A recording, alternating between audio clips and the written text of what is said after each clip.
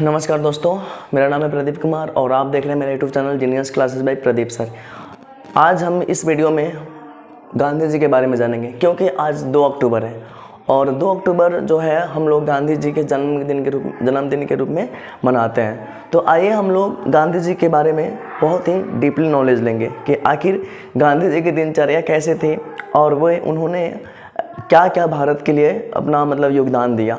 ठीक है, तो गांधी जी का जो जन्म है वो 2 अक्टूबर 1869 में पोरबंदर में हुआ था। यानी 2 अक्टूबर 1869 गुजरात का एक जगह है जहाँ पे उनका जन्म हुआ था।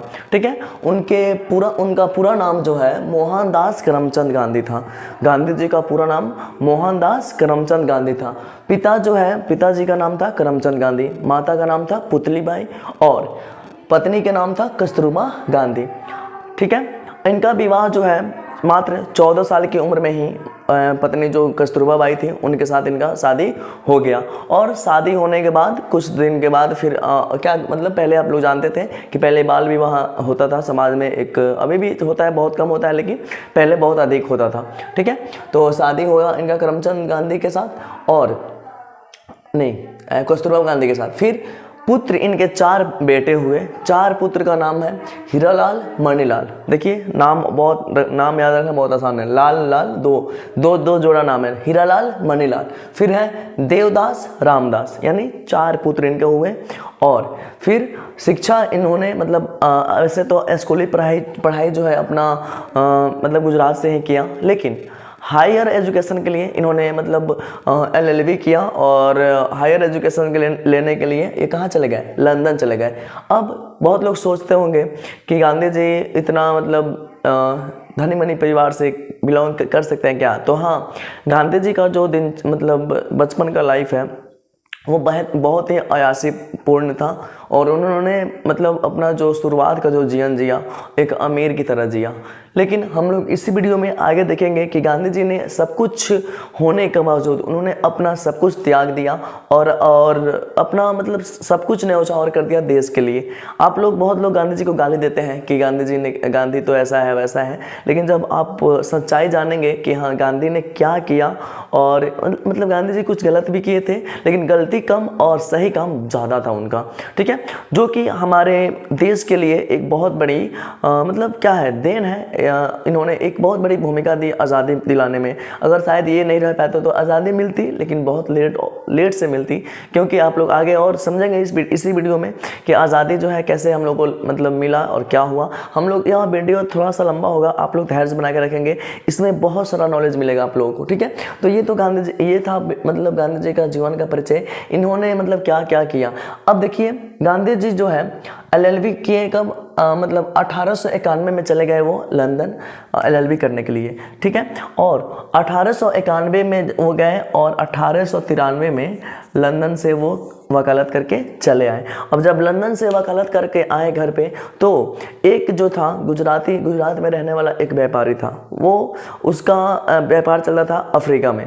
आप लोग अफ्रीका का नाम सुना होंगे, साउथ अफ्रीका यानी दक्षिण अफ्रीका में हमारा देश के जो व्यापारी थे गुजराती, जो भाई गुजराती थे, वो जो है व्यापार करते थे कहाँ पे, अफ्रीका में। अब ये अफ्रीका अफ्रीका में वो व्यापार करते थे, तो इन अंग्रेज सब ने इन पे थोड़ा सा कर टैक्स ज़्यादा लगाया था सब, और बहुत वहाँ परेशानी होती थी इनको व्यापार करने पे। वहाँ पे भी दक्षिण अफ्रीका में भी अंग्रेज़ों का ही शासन चल रहा था, तो उन्होंने कुछ केस किया था अंग्रेज़ों के खिलाफ। वहाँ पे कोर्ट था वहाँ पे, तो वहाँ के कोर्ट में उन्होंने केस किया था। और वह जो अब उनको केस को आप लोग को पता होना चाहिए कि कोई भी मान लीजिए आदमी अगर मान लीजिए केस करता है किसी के ऊपर, और वो सुनवाई अगर कोर्ट कचहरी के माध्यम से होगा, तो कोर्ट कचहरी के माध्यम से आप लोग बिना वकील रखे किसी का भी केस का सुनवाई नहीं हो सकता, क्योंकि ये एक सिस्टम बनाया गया है कि अगर मान लीजिए किसी के साथ गलत हो रहा है तो वो अपना बात खुद नहीं कहेगा, किसी से कहवाएगा। उसके ऊपर गुनाह हुआ है, उस बात को कहने के लिए बीच में एक बिचौलिया यानी वकील की आवश्यकता होती है। वहीं वकील लोग क्या करते हैं, आपके मान लीजिए किसी ने आपको एक थप्पड़ मारा बेवजह, अब आप अपने एक थप्पड़ जो है आपको कोई मारा, इसका रिपोर्ट आप लगाए थाने में लिखवाएं और इसलिए कि आप मेरे को थप्पड़ क्यों मारा, और इस चीज़ को आप नहीं कहेंगे, आप उस इस चीज़ को बताने के लिए वकील रखना पड़ेगा बीच में, कि वकील जाके बताएगा कि हाँ इसने मतलब इसने मतलब इस आदमी को मतलब कोई आदमी ने एक थप्पड़ मारा है, अब क्यों मारा है, अब क्या मतलब अब जज साहब उस पर क्या करेंगे, अपना सज़ा सुनाएंगे। ठीक है, तो ये वकालत की पढ़ाई कंप्लीट करके आए, जैसे ही भारत आए तो ये चले गए अफ्रीका गए किस मतलब वकालत करने के लिए, यानी वकालत की पढ़ाई करके आए तो इनको मतलब एक गुजराती व्यापारी थे, इनको लेकर चले गए कहाँ पे, अफ्रीका पे। अब जब ये अफ्रीका में गए तो वहाँ पर इन्होंने इनका केस लड़ा और केस इन्होंने क्या किया, जीत गए। वो गांधी जी अफ्रीका में गए 1893 में। अभी मैंने थोड़ा देर पहले ही बताया कि गांधी जी 1893 में गए। अब देखिए वहाँ पे गए तो वहाँ पे अब इंडियन लोग भी रहते थे, और अफ्रीका के लिए इन्होंने सोचा कि यहाँ के लोगों को भी मैं अंग्रेज़ों के प्रति मतलब न्याय दिलवाता हूँ, अंग्रेज़ों के मतलब चंगुल से। तो उन्होंने अपना विचार को जो है इंडियन ओपिनियन पत्रिका जो है, जैसे मान लीजिए हम लोग के भी अखबार कैसा निकलता है, उस समय भी अखबार का ज़माना चला आया था। ठीक है, तो इंडियन ओपिनियन पत्रिका में जो कि एक साप्ताहिक थी, उसमें उन्होंने वहाँ पर लोगों को अपने विचारों से प्रेरित किया। मतलब अपना साप्ताहिक पत्रिका था, अब जो पढ़े लिखे लोग थे वो मतलब मान लीजिए अखबार खरीदते थे और ये देखते थे कि गांधी जी बहुत उसमें मतलब अच्छा बातों को लिखते थे कि हम लोग अगर चाहें तो इन अंग्रेज़ों को जड़ से मिटा सकते हैं, मतलब मोटिवेशनल बातें, बहुत सारी चीज़ें। ठीक है, अब देखिए इन सभी घटना के दौरान इनके साथ एक घटना हुआ। ये जो है मतलब अफ्रीका में ही एक स्टेशन है पीटर्स मार्टिन वर्ग स्टेशन।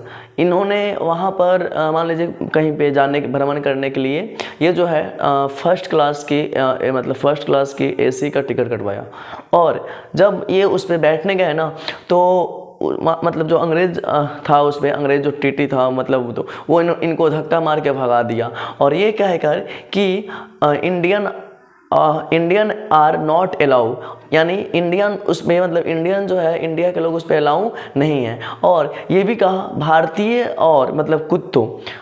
और कुत्ता जो है इसमें बैठ नहीं सकते, यानी भारत के लोगों को कुत्ता से तुलना किया गया कि आप लोग इसमें नहीं बैठ सकते हैं। तो इनको इस बात का बहुत बुरा लगा और ये तो मतलब भड़क गए, और इन्होंने क्या किया, एक मतलब इन्होंने केस फाइल कर दिया, मतलब केस कर दिया किसके ऊपर, रेलवे के ऊपर, कि आप जब फर्स्ट क्लास में भारतीयों को नहीं बैठा सकते हैं, तो जब मैं टिकट लेने गया था टिकट काउंटर पे, तो आप टिकट क्यों काटे, टिकट ही नहीं कटना चाहिए, तो हम नहीं बैठते इसमें। तो इन्होंने मतलब केस किया और ये इन्होंने केस जीता भी, और जीतने के बाद वहाँ के जो रेल अधिकारी थे वहाँ पे उनको इनसे माफ़ी मांगना पड़ा कि हमें माफ़ कीजिए, अब इसके बाद से ऐसी गलती नहीं होगी। तो वहाँ पे इन्होंने इस घटना से भी इनको वहाँ पे प्रसिद्धि हासिल हुई, वहाँ के लोग जाने कि हाँ गांधी जी ने ऐसा काम किया है कि मतलब इतना बहुत अत्याचार करते थे। आप लोग पता है अंग्रेज सब जो है बहुत अत्याचार करते थे, और इन अत्याचारी से लड़ने के लिए मतलब जो जिस भाषा में समझे उसी भाषा में उसका जवाब दिया जाता है। ठीक है, फिर गांधी जी ने लड़ने का तरीका कुछ सोचा। ठीक है, इन्होंने कुछ मतलब बुक पढ़ा, टॉल्स्टॉय थे, मतलब कुछ मतलब जैसे अमेरिका था और सारे देशों में, जर्मनी में बहुत सारे मतलब महान दार्शनिक हुए थे, उन सभी लोगों का किताब पढ़े और उन्होंने देखा कि अगर मेरे पास मान लीजिए लड़ाई दो तरीके से होती है, एक होती है विचारों से लड़ाई और एक होता है हथियार और ताकत से। तो इनके पास तो हथियार तो था नहीं, मान लीजिए बंदूक, तोप वगैरह वगैरह। तो इन्होंने सोचा कि क्यों ना हम अपना लड़ाई जो है मतलब हथियारों से लड़ाई लड़ा जाए। ठीक है, तो इनका प्लान था कि हम जो है क्या करें, मैं देखने गया था कि वीडियो शूट हो रहा है कि नहीं। ठीक है, मैं अकेले इस रूम में हूँ और अकेले वीडियो शूट कर रहा हूँ। ठीक है, तो इसमें जो है क्या देखिए गांधी जी जो है इन्होंने, इनके पास तो हथियार तो था नहीं लड़ने के लिए, तो इन्होंने कुछ रास्ता अपनाया, मतलब कैसा रास्ता, विचार वाला, यानी जिसमें काट मार ये सब नहीं हो, अहिंसात्मक लड़ाई। ठीक है, तो इन्होंने फर्स्ट स्टेप उठाया सत्याग्रह, कि कोई चीज़ मेरी बातों को अगर कोई नहीं मान रहा है तो मैं सत्य जो मतलब सत्याग्रह करूँगा, मतलब उसको उससे मतलब हाथ जोड़ से विनती करूँगा कि मेरे बातों को मानो। और फिर है भूख हड़ताल, मतलब पहले तो आंदोलन करेंगे, मतलब आंदोलन क्या, पहले आंदोलन करेंगे कि हाँ मेरी मांगे पूरी की जाए। जब लोग मान लीजिए आंदोलन में आप आए, भाग लिए, 2-4-10 लोग आ गए, 2-4-10 लोगों के माध्यम से मान लीजिए 100-50-200 का भीड़ इकट्ठा हो गया, तब आप क्या कीजिए, भूख हड़ताल कीजिए, मतलब भूखे कि हम खाना नहीं खाएंगे जब तक मेरी मांग पूरी ना हो। ठीक है। तीसरा स्टेप है बहिष्कार, यानी बहिष्कार यानी मतलब उन्हीं के मतलब जैसे अंग्रेज जो है बहुत सारा सामान अपना बेचते थे तो बहिष्कार करने का। फिर उसके बाद है हड़ताल, यानी एकदम हड़ताल कर दीजिए, रोड चक्का होकर जाम कर दीजिए, कोई कारोबार नहीं होगा। ये इनका जो है ये 4 स्टेप था। इसी दौरान जो है ये जब अफ्रीका में थे तो इन्होंने इनको भारत के रहने वाले थे एक व्यक्ति जिनका नाम था गोपाल कृष्ण गोखले। गोपाल कृष्ण गोखले को अपना राजनीतिक गुरु माना इन्होंने। कौन? यानी गांधी जी ने। यानी गोपाल कृष्ण गोखले जो है एक ऐसे मतलब महान व्यक्ति थे जो कि मतलब ये भी आज़ादी में अपना बहुत सारा योगदान दिए, क्योंकि बिना गुरु के ज्ञान नहीं हो सकता। और ये जो है गांधी जी का एक मतलब मार्गदर्शन बने। जब गांधी जी जो है मतलब क्या बोलते हैं, जब वहाँ पे अफ्रीका में जो है पूरा हाईलाइट हो गए, वहाँ पे लोगों को बहुत मतलब बहुत लोग जानने लगे, वहाँ पे प्रथम सत्याग्रह भी किए, सब ये सारी चीज़ें किए, तो वहाँ पे लोगों को के अंदर बहुत उत्साह हुआ और उनको वहाँ का लीडर मान लिया वहाँ पे अफ्रीका में। तो इन्होंने अफ्रीका के लिए बहुत सारा कुछ किया और वहाँ से अब इनको लगा कि हम मैं मतलब इनको कॉन्फिडेंस आ गया कि मैं अब कुछ कर सकता हूँ। तो ये क्या किए, ये सोचे अब चलते हैं भारत में। अब भारत में जब आए ना तो अब ये भारत में जब जा रहे थे तो ये सोचे अब चलिए हम चलते हैं भारत में, देखेंगे अब फटा मतलब इनके अंदर कॉन्फिडेंस आया कि हम चलिए भारत के लिए कुछ करेंगे। तब तक इनका मिलन हो गया गोपाल कृष्ण गोखले से। गोपाल कृष्ण गोखले से इन्होंने कहा कि हम जो है जा रहे हैं भारत में और भारत के लोगों को अब आज़ादी दिलाएंगे। लेकिन तभी ने गोपाल कृष्ण गोखले ने इनको समझाया कि आपकी गांधी की बकलोलवा, तुम जो है क्या बोलते हैं इतना उतावलापन मत हो, क्योंकि तुम नहीं जानता है कि वहाँ पे जाएगा तो क्या सिचुएशन है, कैसा क्या चीज़ है। तुम जो है वहाँ जाओ और पहले 1 साल तक विद्यार्थी का जीवन जियो, यानी 1 साल तक देखो कैसे कैसे अंग्रेज शासन कर रहे हैं वहाँ पे और क्या क्या मतलब क्या क्या सारी चीज़ें हो रही हैं। तो गांधी जी ने अफ्रीका में क्या क्या किया था। अब वो भारत के ही रहने वाले थे, आप लोगों को पता था, गुजरात के एक छोटे से मतलब ज़िला जो जिसका नाम पोरबंदर है वहीं के रहने वाले थे। अब जो है या 9 जनवरी 1915 को भारत में लौटे। वैसे तो मान लीजिए 1893 में अफ्रीका गए थे, लेकिन ऐसा नहीं है कि इस दौरान भारत नहीं आए थे। इस दौरान बहुत बार भारत भी आए थे, क्योंकि इनके बेबी बाल बच्चे भी थे तो भारत में ही थे।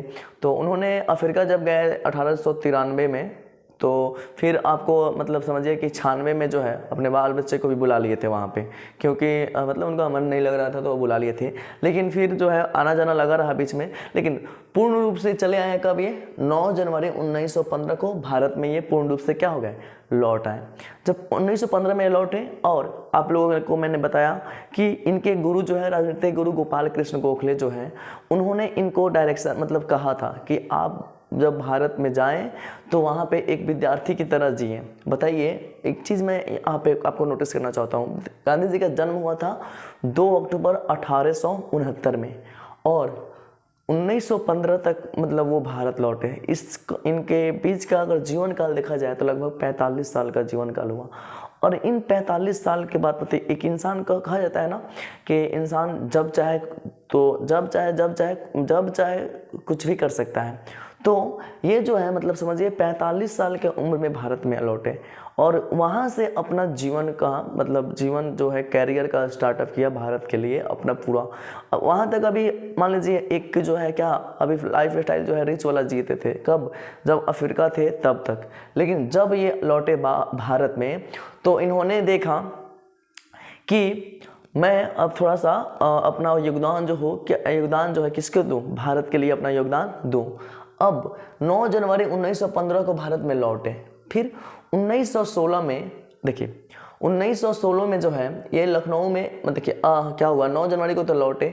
1916 में इन्होंने साबरमती आश्रम जो कि कहाँ पे है, गुजरात में साबरमती आश्रम का निर्माण कराया और इस आश्रम में यह जो है क्या हो गया, रहने लगे। ठीक है, अपना घर द्वार छोड़ दिए, साबरमती आश्रम का इन्होंने एक साबरमती आश्रम बनाया, लोगों ने इनको कुछ चंदा उन्दा दिया और उसी से आश्रम बनाए और उसी आश्रम में रहना शुरू किए और इन्होंने कहा कि मैं अपना घर मतलब घर द्वार सब कुछ त्याग रहे हैं। उसके बाद फिर 1916 में जो है लखनऊ में कांग्रेस का एक अधिवेशन हो रहा था, यानी कांग्रेस के जो भी नेता थे, यानी आपको पता है कि 1886 में ही कांग्रेस का स्थापना हो गया था, अंग्रेजों द्वारा ही कांग्रेस का स्थापना कराया गया था कि भारत के लोगों को इसमें मांग का क्या किया जाएगा, पूरा किया जाएगा। और गांधी जी तो चाहते नहीं थे। गांधी जी जब आज़ादी मिल रही थी तो इनका प्लान ये था कि कांग्रेस पार्टी जैसे हम लोग को आज़ादी मिलेगी तो कांग्रेस का दल भी ख़त्म कर दिया जाएगा, लेकिन इनको जवाहरलाल नेहरू ने इसको आगे लेकर बढ़ा कर गए। ये अलग टॉपिक होगा, हम लोग अगर आप चाहेंगे तो इस पे अलग से चर्चा किया जाएगा। हम लोग पढ़ते हैं गांधी के बारे में। तो गांधी जो है ये जो है कांग्रेस का मतलब अधिवेशन में क्या हुआ, एक आम आदमी की तरह भाग लिया। जैसे हम लोग नॉर्मली मान लीजिए जैसे आप लोग चाहे कभी हम लोग भी मतलब जाते हैं किसी नेता होता है कि रैली वैली में कि क्या कह रहा है इस सुनने के लिए, तो इन्होंने मतलब भारत में इनको उतना उस समय उतना फेमस नहीं हुए थे भारत में। ठीक है, तो इनको बहुत इक्का दुक्का लोग जानते थे।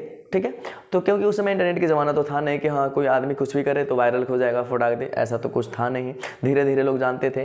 तो चलिए 1916 में तो ये लखनऊ में मतलब कांग्रेस का अधिवेशन हो रहा था, उसी में ये भाग लिए थे, सुन रहे थे कि क्या क्या लोग कर रहे हैं भारत के लिए। तो फिर इसी दौरान, ठीक है, यानी जब ये बैठे थे कहाँ पे, कांग्रेस के अधिवेशन में, इसी दौरान उसमें हमारे ही राज्य के रहने वाले, बिहार के राज्य के रहने वाले राजकुमार शुक्ल भी शामिल थे। तो राजकुमार शुक्ल ने मतलब देखिए इसी दौरान जो बिहार के चंपारण के रहने वाले राजकुमार शुक्ल से मुलाकात हुई, यानी वहाँ पे इन्होंने गांधी जी को देखा और राजकुमार शुक्ल जो है गांधी जी के बारे में जानते थे कि इन्होंने अफ्रीका में जो है कैसे कैसे अपना परचम फैलाया और वहाँ अपना जीत हासिल की। तो अब क्या हुआ ना कि राजकुमार शुक्ल जाके गांधी जी से मिले कि हे गांधी जी कि देखिए ना मेरे यहाँ एगो मतलब 3 कठिया पद्धति चल रहा है। 3 कठिया पद्धति जानते हैं क्या होता है?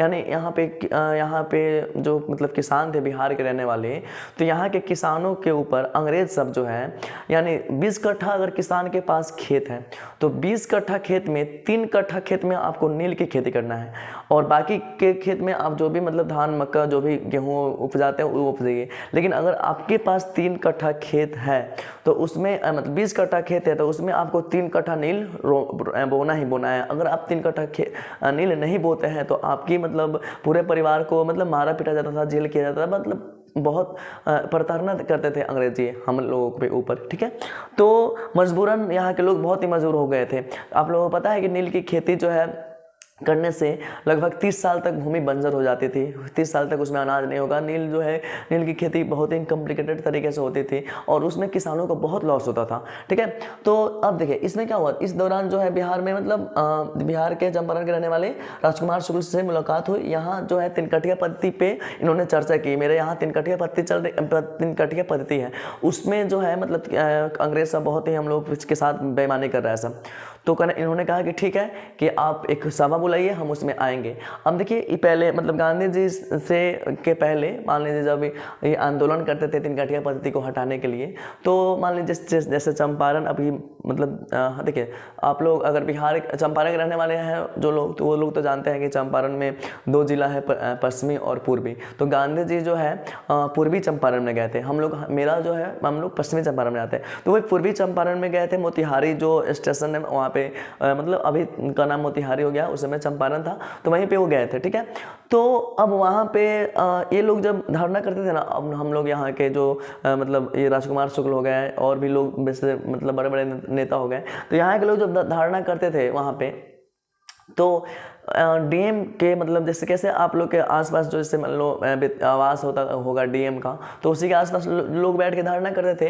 तो डीएम ने एक आदेश दिया था कि आप 2 घंटे से अधिक धारणा नहीं कर सकते हैं। अगर आप 2 घंटे से अधिक धारणा करते हैं तो आपके ऊपर लाठी चार्ज हो जाएगा। तो लोग वहाँ जाते थे और धारणा करते थे 2 घंटा तक, लेकिन जब 2 घंटा जैसे ही 2 घंटा खत्म होता था सब लोग एकदम अपना मतलब लाठी लोटा वोटा लेके भाग जाते थे कि अब पिटाने वाले हैं।